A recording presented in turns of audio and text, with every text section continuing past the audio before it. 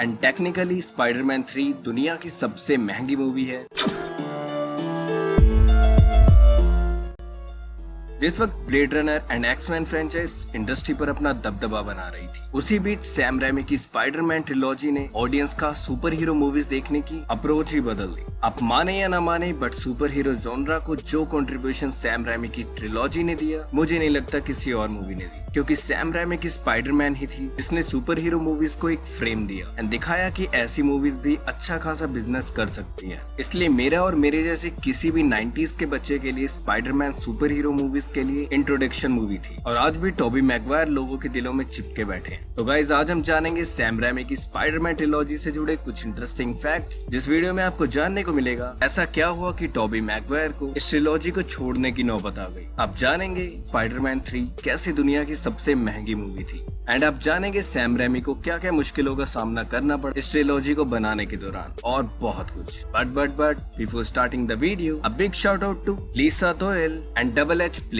Guys, thank you for subscribing my channel. That's it.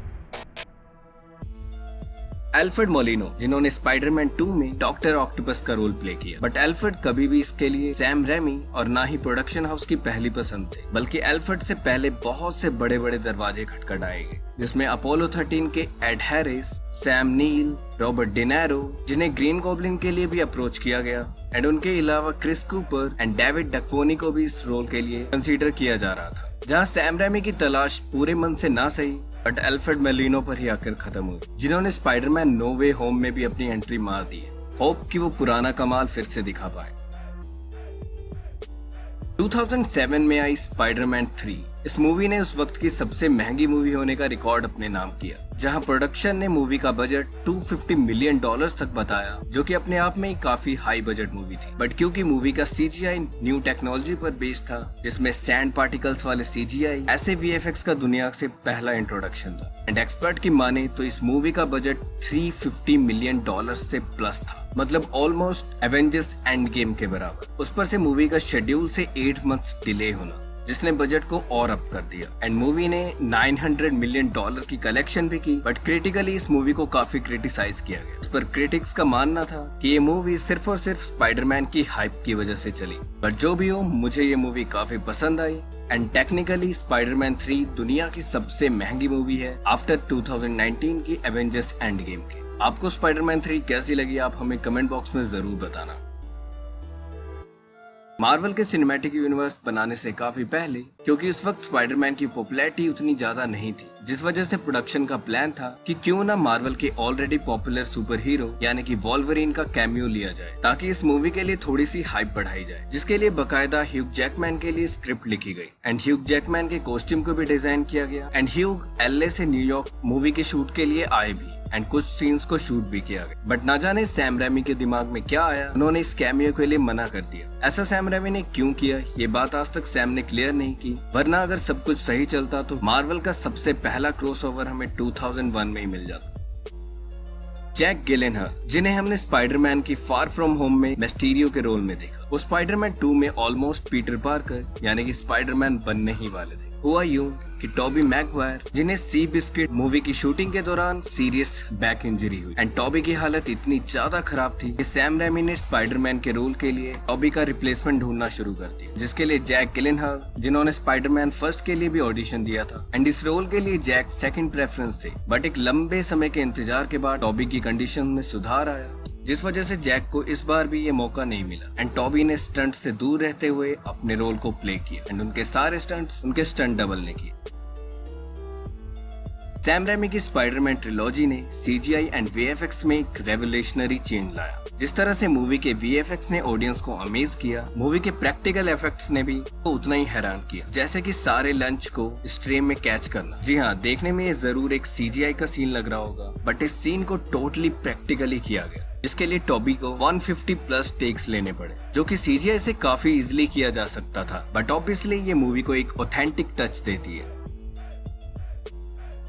Spiderman 3 इस trilogy का conclusion होने वाला था, बट प्रोडक्शन के दिमाग में कुछ और ही चल रहा था। वो इस मूवी के साथ वेनम को इंट्रोड्यूस कराना चाहते थे। प्रोडक्शन चाहते थे कि इस मूवी में 3 सुपर विलेन को इंक्लूड किया जाए। एक तो सैंडमैन, जो कि सैम शुरू से ही चाहते थे, गॉब्लिन, जो कि स्क्रिप्ट की डिमांड थी, उस पर से वेनम, जिसके लिए सैम ने सीधे सीधे प्रोडक्शन को ना कर दी, क्योंकि इतने विलन्स को एक साथ स्क्रीन पर लाना लिमिटेशन को तोड़ने वाली बात थी, जो कि हम स्पाइडरमैन नो वे होम में देखने वाले हैं। बट जैसे तैसे सैम को प्रोडक्शन की बात माननी पड़ी एंड वेनम को इस मूवी में इंक्लूड किया गया। एंड इस मूवी को क्रिटिसाइज करने का सबसे बड़ा पॉइंट भी यही रहा, बट प्रोड्यूसर एवी एरेट की ये कोशिश कुछ खास फ्रूटफुल नहीं रही।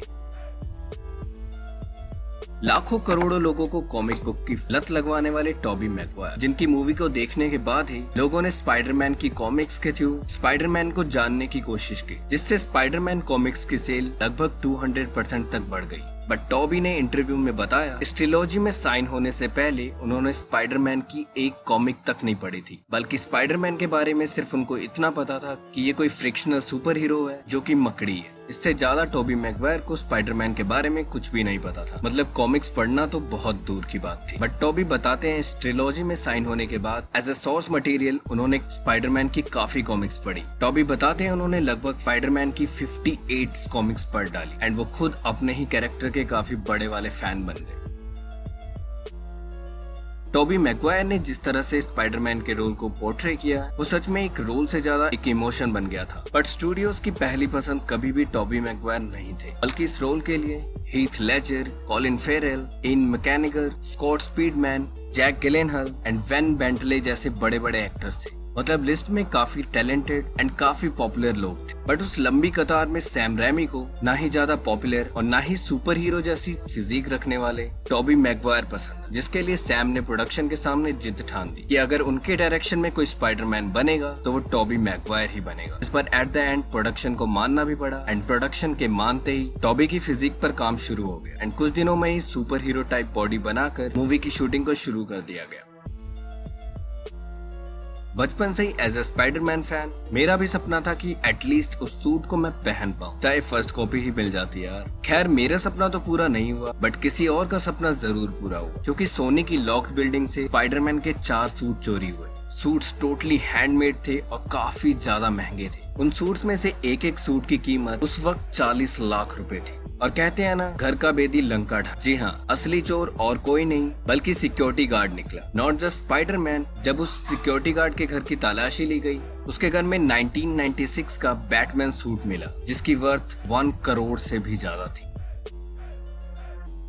2001 में स्पाइडरमैन का फर्स्ट टीजर लॉन्च किया गया, जो कि काइंड ऑफ एक रॉबरी सीन था वर्ल्ड ट्रेड सेंटर में। टीजर काफी तगड़ा हिट हुआ, बट कुछ दिनों बाद ही सितंबर 11, 2001 वर्ल्ड ट्रेड सेंटर में एक ट्रेजेडी हुई। इस ट्रेजेडी में काफी लोगों ने अपनी जान गंवाई। इस ट्रेजेडी के बाद ही पूरी मूवी से वर्ल्ड ट्रेड सेंटर को रिमूव कर दिया गया। नॉट जस्ट इट, बल्कि मूवी के सारे अपकमिंग पोस्टर्स जिसमें भी वर्ल्ड ट्रेड सेंटर अपीयर था, उन सभी पोस्टर को डंप कर दिया गया। नए नए पोस्टर्स को सर्कुलेट करना शुरू कर दिया। ये प्रोसेस प्रोडक्शन के नजरिए से काफी महंगा पड़ा, but on the emotion side ये काफी जरूरी भी था।